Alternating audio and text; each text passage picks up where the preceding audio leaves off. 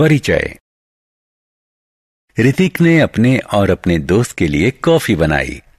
उसने 100 मिलीलीटर पानी, 2 चम्मच चीनी, 2 चम्मच कॉफी पाउडर और 100 मिलीलीटर दूध इस्तेमाल किया। अगर उसे 10 व्यक्तियों के लिए कॉफी बनानी हो तो हर सामग्री की कितनी मात्रा में आवश्यकता होगी? यदि हर सामग्री को 5 से गुणा करें तो वो 10 व्यक्तियों के लिए कॉफी बना सकता है। इसी तरह की स्थितियां हमारे सामने भी आती हैं, जिनमें हम देखते हैं कि एक की मात्रा में अंतर से दूसरे की मात्रा में अंतर पड़ता है।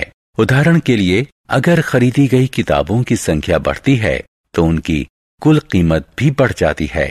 आप जितनी अधिक कसरत करते हैं उतने ही सुडौल हो जाते हैं। उद्देश्य।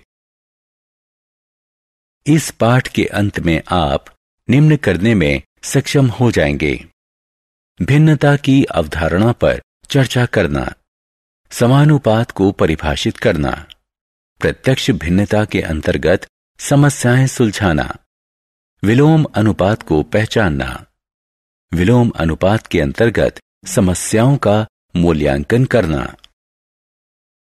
समानुपात। यदि 1 लीटर दूध की कीमत 9 रुपए है तो 5 लीटर दूध की कीमत क्या होगी? जवाब है 45 रुपए। इसी प्रकार हम 7 लीटर या 9 लीटर दूध की कीमत निकाल सकते हैं। यदि दूध के लीटर बढ़ते हैं तो कीमत भी इस तरह बढ़ती है कि अनुपात स्थिर रहता है। उदाहरण, मान लो एक जीप 4 लीटर पेट्रोल में 50 किलोमीटर चलती है तो 8 लीटर में कितना चलेगी? उत्तर है 100 किलोमीटर। हमने इस उत्तर के लिए गणना इस प्रकार की: 4 लीटर पेट्रोल में 50 किलोमीटर दूरी तय की। 8 लीटर पेट्रोल 4 लीटर का दुगना है तो 50 गुणा 2 बराबर 100 किलोमीटर। मान लो पेट्रोल की खपत है x लीटर और उससे तय की गई दूरी है y किलोमीटर, तो निम्नलिखित तालिका पूरी करें। समानुपात। जैसे जैसे x बढ़ता है वैसे वैसे y का मूल्य भी इस तरह से बढ़ता है कि अनुपात x बटे y नहीं बदले, ये स्थिर, मान लीजिए k रहता है। x और y समानुपात में हैं यदि x बटे y बराबर k या x बराबर ky।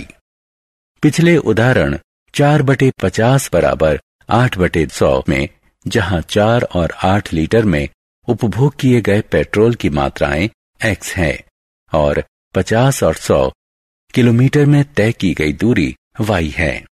जब x और y समानुपात में हैं तो हम लिख सकते हैं x1 बटे y1 बराबर x2 बटे y2। y1 y2 घटा y के मूल्य हैं जो क्रमशः x1 x2 के अनुपात में हैं।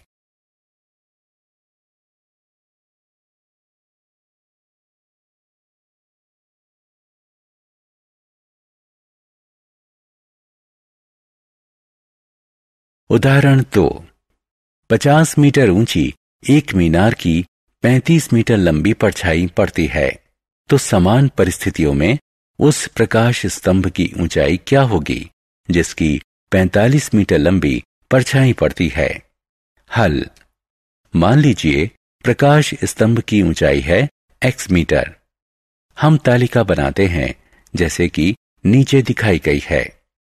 ऊंचाई जितनी अधिक होगी परछाई उतनी ही लंबी होगी, इसलिए ये हुआ समानुपात।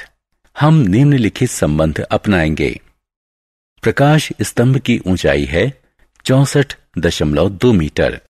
यह संबंध इस प्रकार लिखा जा सकता है: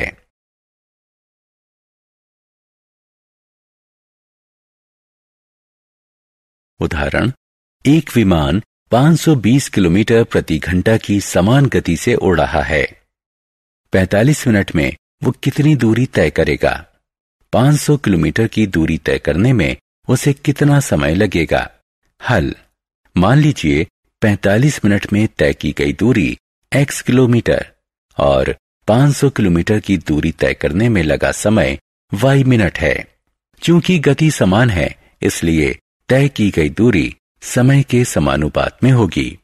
यहां x बराबर 390 किलोमीटर मिलेगा।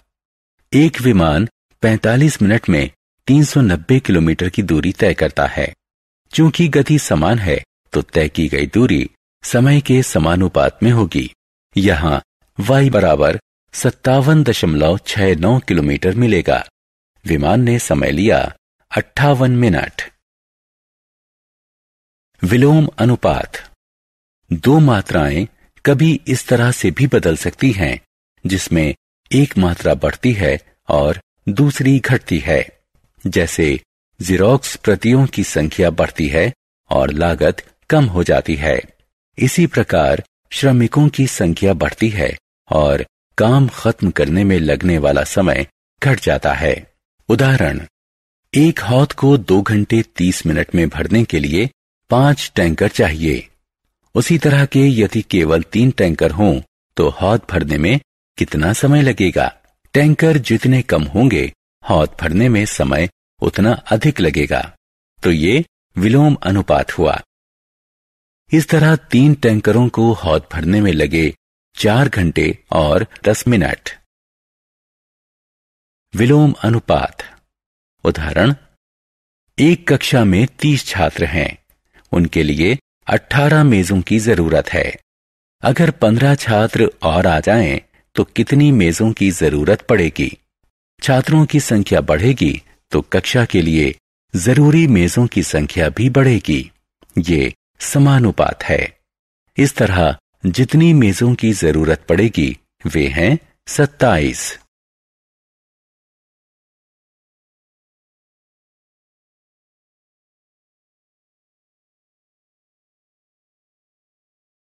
सारांश।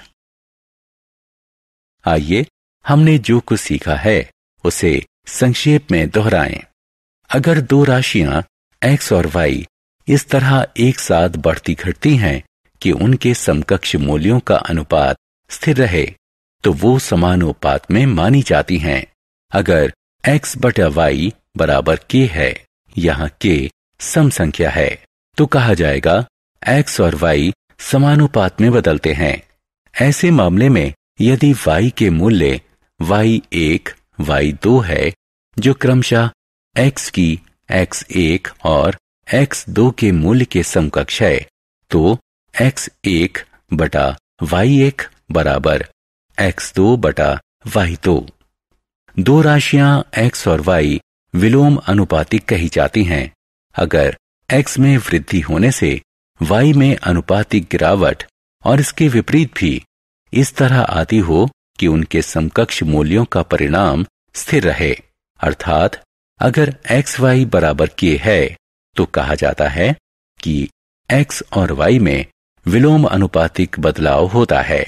इस स्थिति में यदि y1, y2, y के मूल्य हैं जो क्रमशः x के मूल्य x1, x2 के समकक्ष हैं, तो x1, y1 बराबर x2, y2 या x1 बटा x2 बराबर y2 बटा y1।